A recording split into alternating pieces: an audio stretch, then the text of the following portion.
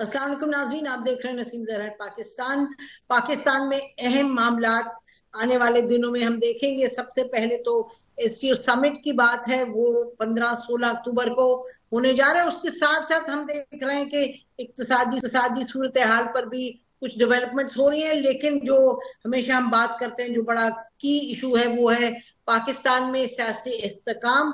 उस हवाले से भी पेशावर में हमने देखा केपीके में कुछ मुस्बत डेवलपमेंट्स हुई और वहां हुकूमत का, फेडरल गवर्नमेंट और केपीके की गवर्नमेंट जो पीटीआई के, उनकी एंगेजमेंट हुई, उसके अच्छे नताइज निकली। लेकिन जो आने वाले दिनों के हवाले से अहम डेवलपमेंट है वो ये कि हम देख रहे हैं कि पीटीआई ने, जिनके लीडर जो इस वक्त हैं इमरान खान, न कि वो जेल में हैं, लेकिन पिछले कुछ दिनों से और 16-17 तारीख आने तक उनको बिल्कुल कता ताल्लुक कर दिया गया हर एक से। वो ना अपने मिल सकते हैं पार्टी के लोगों से, ना फैमिली से, ना डॉक्टर से, ना लॉयर से।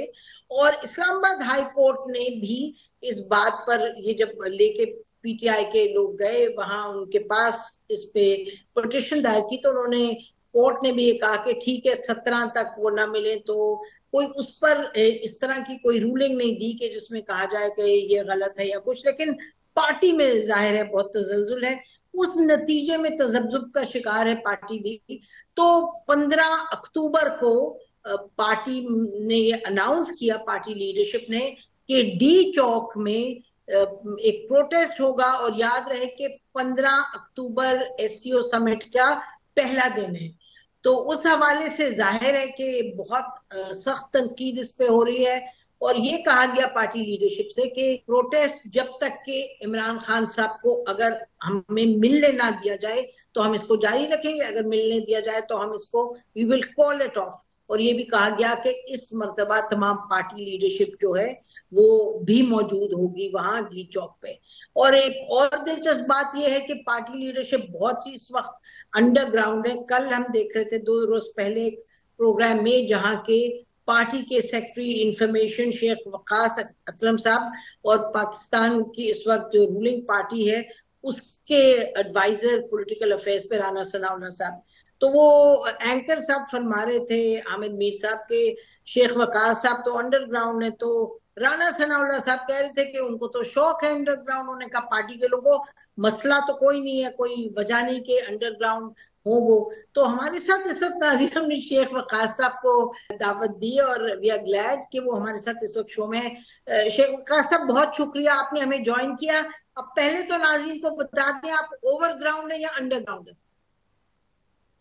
देखे आपने बहन खुद बता दिया लोगों को। बात यह है कि हम लोग अंडरग्राउंड है और उसकी वजह बड़ी सिंपल सी है कि आईनी तरमीम मंजूर कराने के लिए इस हुकूमत ने जो फस्तायत दिखाई है वो आप सबके सामने है। कल हमारे एक एमएनए हाजी इम्तियाज साहब के भाई के घर रेड हुआ और उनके नौकरों को मार मार के जो उनका हशर किया, क्योंकि उनको हमने सेफ जगह पे पहुंचाया हुआ है और उनकी फैमिली को तो पीछे नौकर ही मिले। परसों ये जो गुजर गया, शफकत अवान हमारे सरगोदा से एमएनए है, उनके डेरे के ऊपर, उनके घर के ऊपर रेड्स हुए।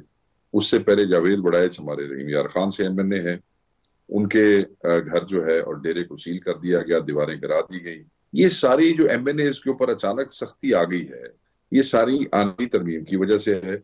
ये हमें तोड़ना चाहते हैं, हमें ब्लैकमेल करना चाहते हैं, क्योंकि इनके पास वोट पूरे नहीं है।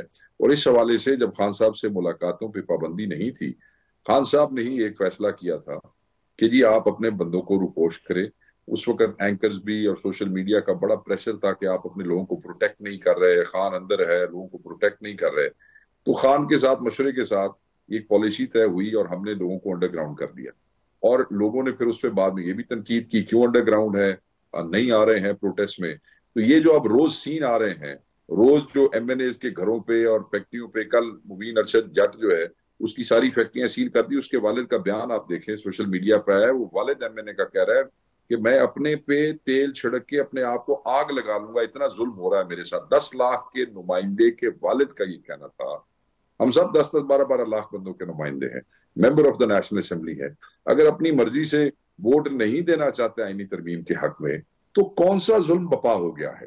तो ये सारे जो लोग गए हैं, ये सिर्फ इसलिए کہ یہ اپنا آئینی ترمیم کا شوق پورا کر لیں، تب تک لوگ جو ہے وہ انڈر گراؤنڈ رہیں گے. کیونکہ دیکھیں نا، ہم کوئی کمانڈو فورس تو نہیں ہے، ہم کوئی بدماش تو نہیں ہے، ہم کو لڑ تو نہیں سکتے ہیں کہ ہم نے آگے کو ہتھیار اٹھا کے کھڑے ہو جانا ہے. ہم تو یہی کر سکتے ہیں کہ ان کے ظلم میں جب تک یہ اس کے لیے بندوں کو اٹھا رہے ہیں، پھٹا رہے ہیں، تو تب تک ہم اپنے آپ کو سیف کر لیں.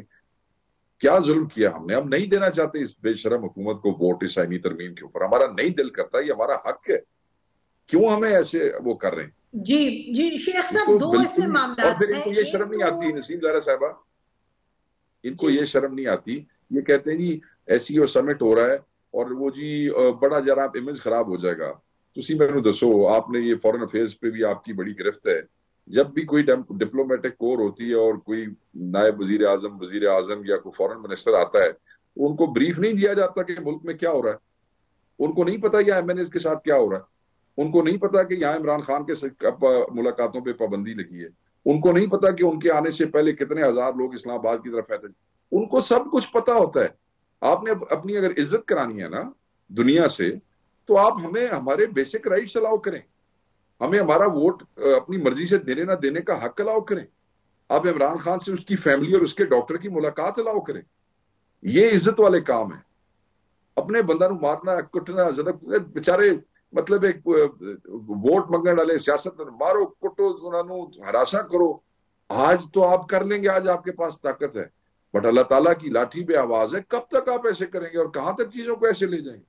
ہم نے ماضی میں بھی دیکھا ہے، ہر ایسا دور جو آیا ہے اس کا اینڈ ضرور ہوا ہے. ناظرین اس پوائنٹ پہ ہم بریک لیتے ہیں، بریک کے بعد واپس آتے ہیں. Stay with us. Welcome back ناظرین. آپ نے یہ تو دیکھا ہے کہ قاضی فائز عیسیٰ صاحب کے لیے جو ریفرنس کی تیاری ہو گئی، دعوت نامہ بھی دے دیا گیا. تو ایک جو معاملہ تھا جس پر آپ لوگ بڑے مضطرب تھے، تو اضطراب تھا آپ کی پارٹی میں، وہ تو اب آپ کو نظر آ رہا ہے کہ ان کی تو ریٹائرمنٹ ہوتی نظر آ رہی ہے. تو اس پر آپ کو اب یہ کچھ تسلی ہے جو پیکج ہے؟ کیونکہ دوسری طرف پیکج پہ جو چیزیں ہیں کانسٹیٹیوشنل، آپ کی پارٹی ظاہر ہے اس کی ریزرویشنز اپنی جگہ ہیں، لیکن انگیجمنٹ تو ہے. یعنی کہ اس طرف بھی معاملہ لگتا ہے کہ بات چیت تو ہو رہی ہے. وقاص صاحب دیکھیں، آج بھی کانسٹیٹیوشنل کمیٹی کا اجلاس ہوا اور آپ کے پاس اس کا حال احوال ہوگا وہاں پہ کیا ہوا. وہاں عمر ایوب صاحب کی بڑی تلخی ہوئی، انہوں نے 15 اکتوبر کا ذکر کیا، انہوں نے اپنے ایم این ایس کے ساتھ ہونے والی اٹراسٹیز کا ذکر کیا اور وہ کافی تلخی ہوئی. But and of the day ایک سب کمیٹی بنا دی گئی ہے جس کو 2 دن دیے گئے ہیں. اس میں حکومت کا مسودہ تو آفیشلی آج ہمیں جو ہے وہ دیا جائے گا اور اس کے بعد دیکھا جائے گا، کیونکہ آج کی ڈیٹ تک تو اس قسم کی کوئی بات ہی نہیں تھی. ایون جو کل کانسٹیٹیوٹی کی میٹنگ ہوئی اس میں اعظم نذیر تارڑ صاحب کے پاس کل بھی نہیں تھا سرکاری مسودہ. صرف وہ پیپلز پارٹی کی ریکمنڈیشن اور سجیشن موجود تھی، سرکار کا مسودہ ان کے پاس کوئی بھی نہیں تھا. سو اب وہ جو کمیٹی بنی ہے اس میں جو ہماری آپشنز ہیں، we will give our peace of mind, اور ہم بتائیں گے کہ ہمیں کیا چیز کیوں منظور نہیں ہے. اور میرے خیال میں بہتر ہے کہ چیزیں آن ریکارڈ آ جائیں، سب کو پتہ لگ جائے کہ ہماری وہ کیا ہے، ریزرویشنز کیا ہیں. اس میں تو کوئی بری بات بتائیے کہ 25 تاریخ تو کہہ دیا نا، لگ تو یہ رہا ہے کہ 17-18 سے پہلے تو ظاہر اب کچھ نہیں ہوگا. تو جو آپ نے کال دی ہے یہ 15 کی، اور آپ کی پارٹی میں بھی لوگ بڑے سمجھ بوجھ والے ہیں، آپ کی پارٹی کے فورن منسٹر جو رہ چکے ہیں وہ بہت سمجھتے ہیں، آپ خود رہ چکے ہیں، you been part of governments in the past. تو یہ جو ایس سی او سمٹ کے روز 15 کو ہی پروٹیسٹ کی کال دینا، یہ اس میں کتنی سمجھ بوجھ کی بات ہے؟ کیونکہ پھر ہر ایک سے بات کرو وہ کہتے ہیں جی یہ تو ان کی ایک پرانی عادت ہے کہ پریمیئر آ رہے تھے چائنیز تو پھر یہ دھرنا کر دیا، پھر کچھ ہو رہا تھا، پھر 2016 میں کر دیا. تو یہ تو گڑبڑی کرنے کے موڈ میں ہے. نہیں، یہ گڑبڑ والی بات نہیں ہے جی. دیکھیں، جو احتجاج ہے نا جی، وہ ڈیموکریسیز کا حصہ ہوتے ہیں. سویلائز ورلڈ میں احتجاج ہی ہوتے ہیں. آپ نے دیکھا ہوگا یو این کے سامنے احتجاج ہوتے ہیں. آپ گئی ہوں گی اکنامک ڈیولپمنٹ فورمز، بہت بڑے فورمز ہیں دنیا میں، پیرس، لندن، جب بھی ہوتے ہیں، اور وہاں پہ لوگ اپنا احتجاج کراتے ہیں، پرامن رجسٹر کراتے ہیں اور اس کے بعد اپنے گھر چلے جاتے ہیں. اور ہمارا تو یہ احتجاج، میں نے آپ کو کہا ہمارا اسکیجول جو تھا एहतजाज का, वो तो पंजाब का था। इस्लामाबाद तो हमने कहा था कि हम 14-15 को पॉलिटिकल कमेटी बैठ के डिसाइड करेगी कि इस्लामाबाद में एहतजाज कब होना। मगर जब हमारे अदालत से भी जो है उन्होंने नोटिस कर दिए और कोई फैसला ऐसा ना किया, और आप लोगों ने डॉक्टर, हमारी क्या इस्तदा है, एक डॉक्टर मिला दें, एक उनकी बहन को मिला दें। बहन भी घरेलू खातून है, कोई सियासी खातून नहीं है। एक डॉक्टर आपका होगा, एक हमारा होगा, क्योंकि हमें आपके डॉक्टर पे यकीन नहीं। हमें सिर्फ ये पता लग जाए कि जो उल्टी सीधी खबरें अंदर से आ रही हैं जेल से, वो खान साहब के हवाले से गलत है या सही है, बस हमें उसकी तस्दीक हो जाए। अल्लाह अल्लाह खैर सलाह। हम we are for Pakistan, we are for SCO। हम बिल्कुल, हमारे से ज्यादा पाकिस्तान का खैर खा क्या हो सकता है, कौन हो सकता है? हम तो सिर्फ ये समझते हैं शेख कि साहब, ये भी आपने जो फरमाया, अभी आप जो फरमा रहे थे कि दुनिया जहान में प्रोटेस्ट होते हैं, लेकिन हमने भी बड़ी दुनिया में जाके देखे प्रोटेस्ट। UN की तो बात आप सही फरमा रहे हैं, लेकिन जब कोई इस तरह का होता है, स्टेट विजिट होता है, तो हमेशा आपको मालूम है कि अहाता किया जाता है उस जगह का जहाँ के विजिटर्स आ रहे हो, और वहां प्रोटेस्ट बिल्कुल अलाउड नहीं होते। आपको मैं गिन गिन के बता सकती हूँ, पेरिस का बता सकती हूँ, लंदन का बता सकती हूँ, वॉशिंगटन का, जहां हमने खुद जाती तौर पे भी देखा है।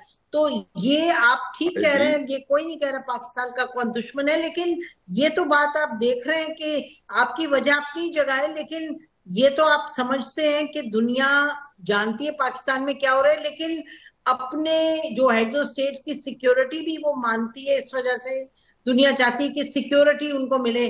तो वहां अगर ओके जी उस दिन एक जलसा जुलूस निकल रहा है, बताइए। आप देखें, आप मेरी बहन है, आपका बड़ा एहतराम है, मुझे सिर्फ आप इतना से बता दें कि हमें और आपको तो आज ये बहस करने की जरूरत भी ना होती।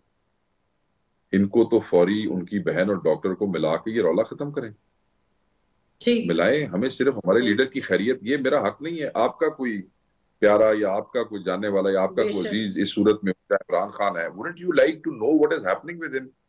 इनकम्युनिकेटो कर दिया ना, हमें पता ही आपके। लेकिन मोहसिन नकवी साहब से आपके CM मिले हैं पेशावर में, उसके बाद आपकी जो कमेटी के मेंबरान हैं वो मिल रहे हैं, जो हुकूमत के लोग हैं उस कमेटी में। तो बातचीत तो, एक कम्युनिकेशन तो आप लोगों की जारी है, तो उसमें कोई आपको पता नहीं कुछ चला?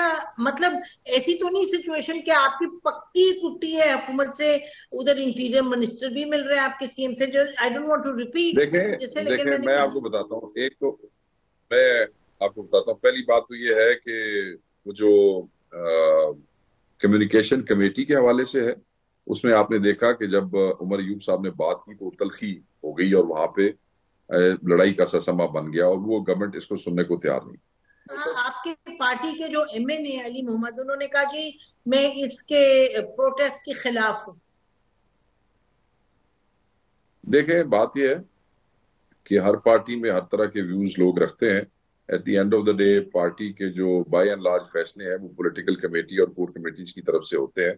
तो ये पॉलिटिकल कमेटीज का कलेक्टिव डिसीजन था, और जो अली मोहम्मद खान साहब हैं वो उस कमेटी के मेंबर नहीं है। उनकी राय का एहतराम है, वो हमारे लिए बड़े ही काबिल एहतराम है, और यही जमहूरियत है और यही हुस्न है इसका कि कोई भी अपनी राय रख सकता है।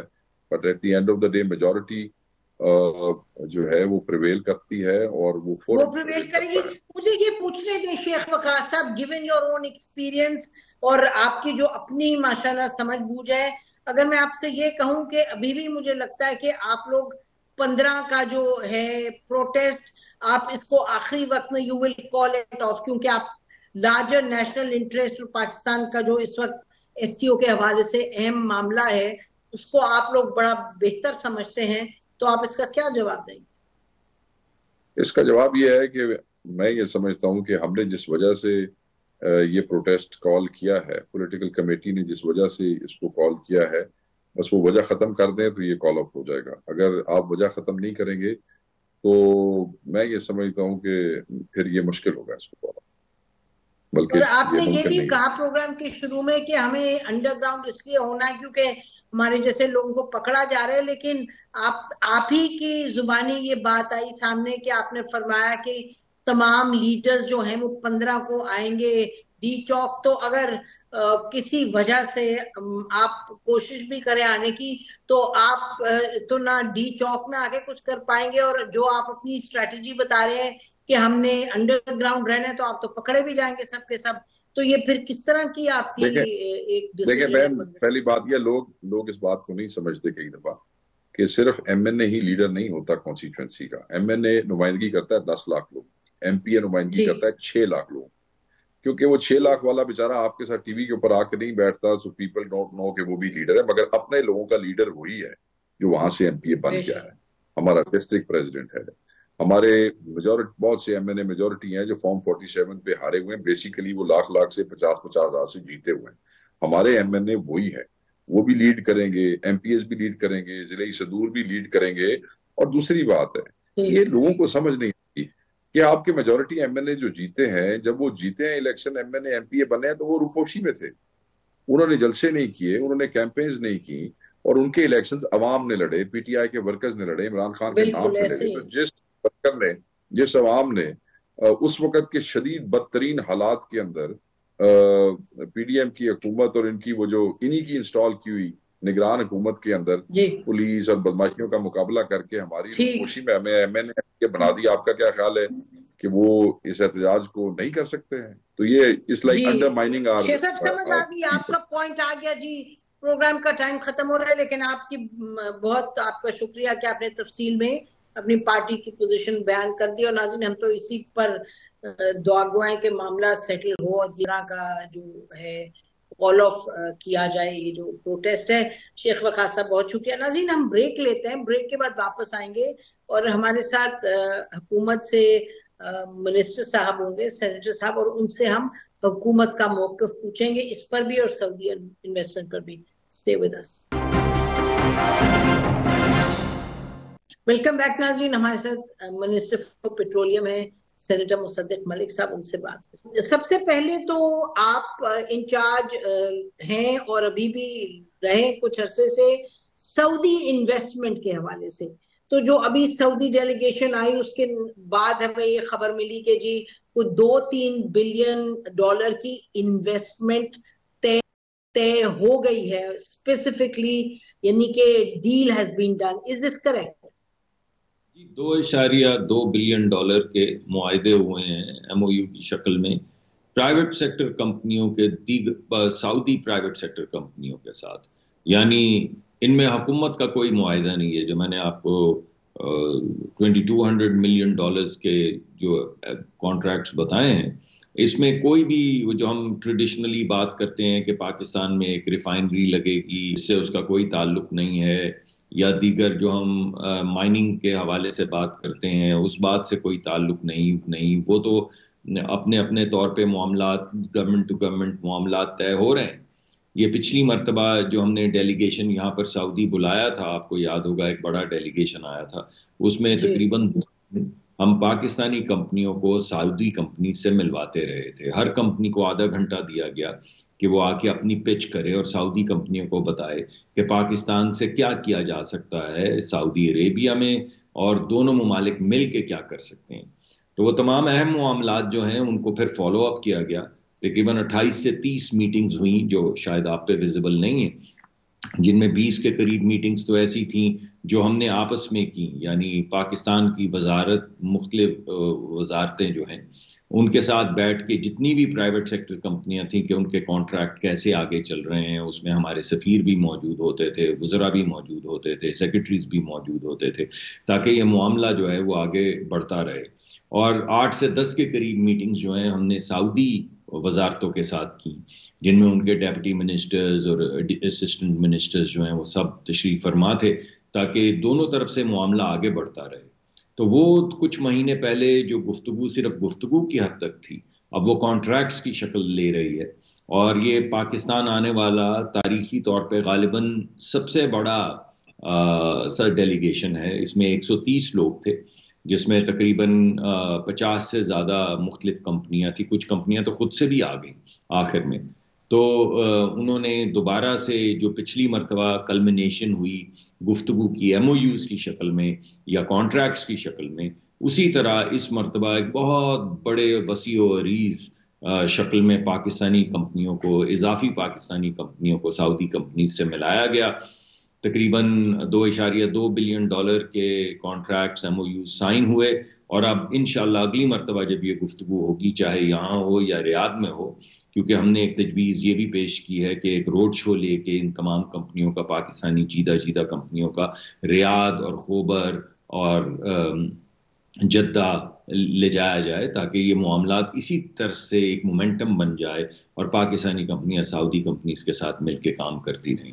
اس دورانیے میں آپ نے کہا کہ کچھ لوگوں نے کہا یہ ایم او یوز ہیں، تو بہت سی کمپنیاں تو اپنے پچھلی میٹنگ کے بعد ہماری دفاتر بھی کھول چکی ہیں۔ اس وقت میں 2 سے 3 ایسی کمپنیوں کو جانتا ہوں ذاتی طور پہ جنہوں نے پچھلی مرتبہ جو گفتگو ہوئی اس کے بعد ریاض میں اپنے دفاتر کھول لیے ہیں۔ اس میں جو اہم سیکٹرز ہیں جن میں گفتگو ہوئی، جن کا حکومت سے کوئی تعلق نہیں، حکومتی جب آپ گفتگو شروع کریں گی تو پھر میں اس طرف آ جاؤں گا، لیکن اس وقت آپ کو معلوم ہے کہ سعودی عربیہ نے بلینز آف ڈالرز خرچ کر کے پوری دنیا میں اپنا مقام پیدا کیا ہے، ساکر میں یا فٹ بال میں، اور انہوں نے بین الاقوامی سطح کے مختلف جو پلیئرز ہیں ان کو بلایا ہے، ٹیمز خریدی ہیں، ایک بز کریٹ کی ہے، فارمولا 1 شروع کیا ہے وہاں پہ، اور اس تمام ایکٹیویٹی میں پاکستان کا وہ جو سپورٹس کا کلسٹر ہے سیالکوٹ کا، ہمارے فٹ بال جو ورلڈ کپ میں بھی استعمال ہوتے ہیں اور ہر دفعہ ہائی لائٹ ہوتا ہے کہ ورلڈ کپ کا فٹ بال پاکستان میں بنا تھا، پاکستان سے سعودی عربیہ کے اندر یعنی اتنی زیادہ سپورٹس کی وہاں پہ معاملات چل رہے ہیں، مگر ہماری آواز وہاں پہ نہیں پہنچ پائی۔ تو پاکستان کے سپورٹس کے جو جتنے بھی کمپنیاں ہیں ان کو سعودی سپورٹس کمپنی سے ملایا گیا ہے تاکہ یہ ٹریڈ آگے بڑھے۔ یہ ایک ایریا ہے۔ دوسرا جو اہم ایریا ہے وہ آئی ٹی کا ہے، اور آئی ٹی میں بہت سی پاکستانی کمپنیاں، اور وہ آئی ٹی کی 2-3-4 کمپنیاں ہیں جنہوں نے اپنے دفاتر آلریڈی پچھلی میٹنگ کے بعد کھول لیے ہیں سعودی عربیہ میں۔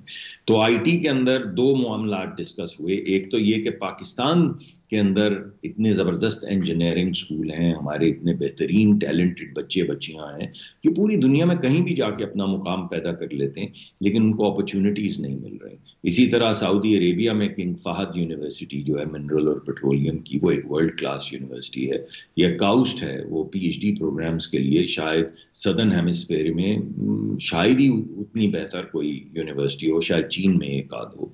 تو وہاں سے جو لوگ باہر نکل رہے ہیں بیسک سائنس ریسرچ کر کے اور کمپیوٹر سائنسز کر کے، انہیں پاکستانی لوگوں سے جوڑا جائے، اور بین الاقوامی ویلیو چینز میں امریکہ میں، یورپ میں جو کام ہو رہا ہے، کس طریقے سے ہم بین الاقوامی سطح پہ سعودی اور پاکستانی کمپنیاں مل کے کام کر سکتی ہیں، اور کس طرح پاکستانی کمپنیاں اور پاکستانی منسٹر صاحب آپ نے کافی تفصیل میں بیان کیا۔ مجھے یہ بتائیے گا before we move to another subject کہ اس وقت ایز وی اسپیک، یعنی کہ آپ نے کہا $2.2 بلین کی ایم او یوز ہوئے، تو ایم او یو سے بڑھ کے جو آپ نے کہا کہ یہ یعنی کہ بزنس کنسرنز دونوں ممالک میں، گورنمنٹ نہیں، تو کون سی ایسی کمپنیز ہیں جو ایکٹیولی اب کام کریں گی پاکستان کی وہاں، یا وہاں کی یہاں، کوئی وہاں تک اگریمنٹ پہنچی یا ایم او یوز ہی؟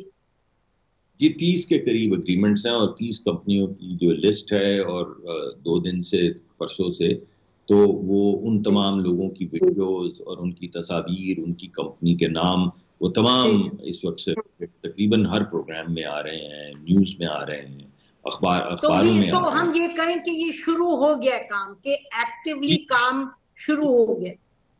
جی بالکل جی، دیکھیے نا، اب آپ یہاں پہ پاکستان کے سارے جو چاول بیچنے والے ہیں یا وہ جو جانوروں کی خوراک ہوتی ہے وہ بیچنے والے ہیں، ان کو سعودی کمپنیوں سے ملا دیں، اور ہمارے لوگ کہیں کہ ہم بیچنا چاہتے ہیں لاکھوں ٹن، اور وہ کہیں کہ ہم کئی لاکھ ٹن خریدنا چاہتے ہیں، ملینز آف ٹنز خریدنا چاہتے ہیں، تو اس میں کوئی رکنے والی بات تو نہیں رہ گئی نا۔ You really Y would you not if you can؟ تو وہ جو حکومت کا کام ہوتا ہے۔ So you're saying the ball has been set rolling؟ ناظرین اس پوائنٹ پہ ہم بریک لیتے ہیں، بریک کے بعد واپس آتے ہیں۔ Stay with us۔ Welcome back ناظرین، ہمارے ساتھ اس وقت سینیٹر مصدق ملک صاحب ہیں۔ مصدق ملک صاحب، آپ یہ بتائیے گا کہ ہم آپ سے بات کرتے رہے ان معاملات پہ کہ ظاہر ہے جو سیاسی استحکام ہے وہ بڑا اہم ہے، اور سعودیز ہمارے کتنے قریبی دوست ہیں، درینہ دوست ہیں، یو اے ای بھی، وہ بھی بات کرتے رہے بیہائنڈ دا سینز کے جی سیاسی استحکام کی ضرورت ہے۔ اب جو اتنا بڑا ایک سمٹ ہونے جا رہا ہے، ایس سی او کا سمٹ، اس کی اپنی ایک اہمیت ہے، اور اس حوالے سے اب ہم نے دیکھا ہے کہ ایک جو پی ٹی آئی نے ایک they've given a call اکتوبر کی 15 کو کہ ڈی چوک میں آ جائے. اچھا اس کی وجہ یہ کہ وہ کہتے ہیں جی جو پی ٹی آئی کے لیڈر ہیں عمران خان ان سے بالکل قطع تعلق کر دیا, ان کا سب سے کسی سے ملنے نہیں دے رہے, اور ان کو نہ ان کے وکلا نہ ان کی فیملی یہ وہ. تو اب اس کے نتیجے میں پروٹیسٹ بیکاز آف دیٹ یہ کیا جا رہا ہے 15 اکتوبر کو. تو حکومت کے اندر اس میں پریشانی تو لاحق ہوگی.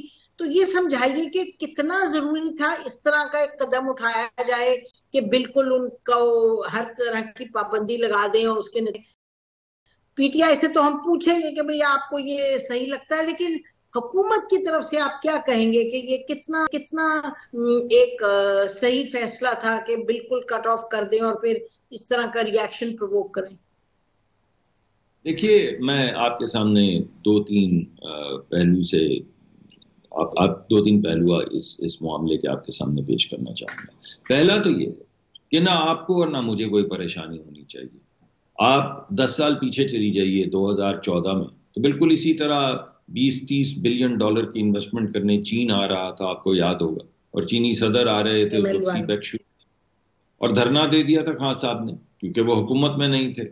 انہوں نے دھرنا دے دیا اور باقاعدہ ان کے پاس لوگ گئے اور منت سماجت کی, نیگوشیٹ کیا کہ آپ 2-3 دن کے لیے یہ دھرنا نہ دیں, چینی صدر آنے دیں, انویسٹمنٹ ہونے دیں, پاکستان کو آگے بڑھنے دیں.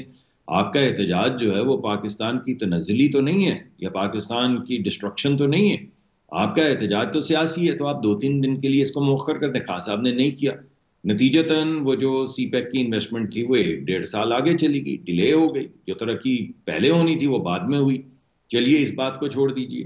جب آئی ایم ایف کا پروگرام شروع ہوا اور ایسا لگا کہ پاکستان کی ڈیل ہو رہی, میں پچھلے راؤنڈ کی بات کر رہا ہوں, تو آپ کو یاد ہوگا کہ جو وزیر خزانہ تھے اس وقت, انہوں نے فون کیا 2 وزراء کو مختلف صوبوں کی, پنجاب اور کے پی کے, اور ان کو کہا کہ خان یہ کہہ رہا ہے کہ تمہیں خط لکھ کے اس کو سیبوٹاج کر دو. یعنی کس کو سیبوٹاج کر دو؟ پاکستان کا آئی ایم ایف پروگرام کو سیبوٹاج کر دو. ارے بھائی کیوں کر دو پاکستان کے پروگرام کو سیبوٹاج؟